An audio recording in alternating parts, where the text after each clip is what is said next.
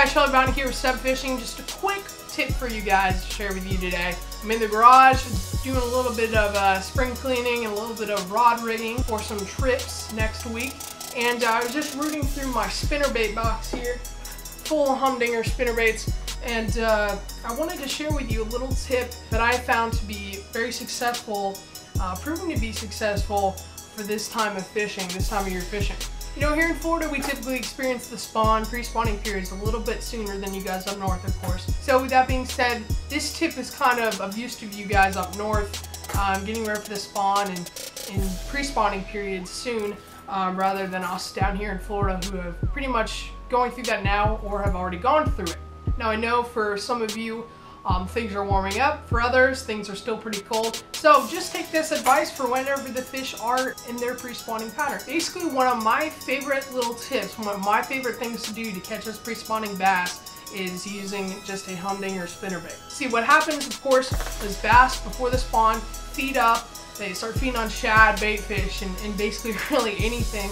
Very aggressive, and this is the time of year to really catch some big ones, especially here in Florida. So what I like to do is just take a 3/8 ounce, 1/4 ounce humdinger spinnerbait, depending on how deep of water you got or how slow you want to work the spinnerbait. I prefer a little bit heavier one. I like to slow roll it. And basically what I do is I take that big heavy spinnerbait and I just slow roll it near the shore, near ideal locations of where those female bass are setting up their beds or getting ready to spawn. I believe that the vibration of the blades really sets them off and they just seem to go after it. What I basically do is I'll throw it out. We got those big thick pads, we got grass, grassy points, you know, staging areas for the bass. I'll throw it to the shore in thick cover and she just seems to attack it every time. Premier spots, like I said, I look for are shallow grassy points with lily pads, cover. Seems like back in those little bends up the lake or the river, there will be like a little hole or a part of that little bend where the grass and the cover seems spread out. And I like to throw in those little breaks and work it back through, and it seems like she's sitting in those little breaks around the lily pads for cover and for protection, and that thing rolls by and she just attacks it. I definitely think it's more of a feeding up type thing or even a predatory thing if the spawn is getting closer. Bait of choice, of course, the humdinger. I use Colorado blades and the willow leaf blade combos equally. I love that white color. I'm a huge fan of a white spinnerbait, but I occasionally will throw a chartreuse one too. Just seems like that white color is bright. They're able to see it better. I just think it's just a really good color, especially lakeside fish, you know, typical Florida lakes. You got a little bit of a muddier water situation. Back in those lily pads, it can get pretty thick, and sometimes you really need a brighter color.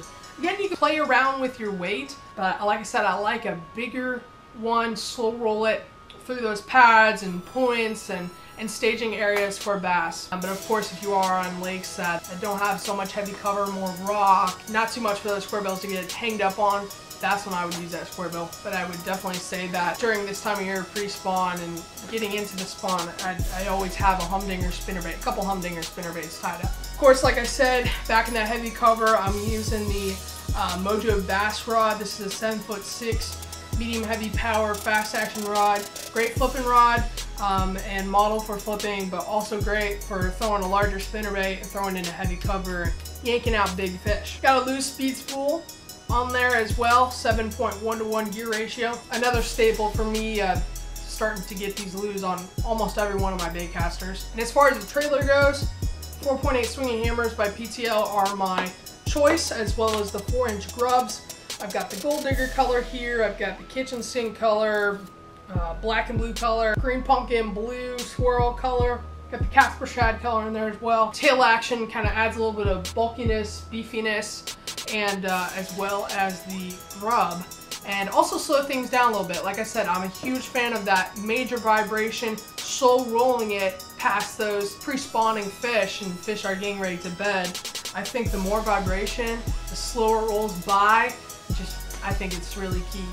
So with that being said, guys, try this tip out if you haven't already. The spinnerbait just provides an application for what I believe to be the best for pre-spawning fish and spawning fish. Has a lot of vibration, a lot of action to it, a little bit of flash, kind of gets their attention, and something that they can't resist biting. Thanks guys so much for watching. Be sure to subscribe, like this video, leave a comment if you enjoyed it, and we'll definitely see you soon. And be sure to stay tuned for the spring break videos I'll be coming out with within the next week or so. Bye guys, and tie lines.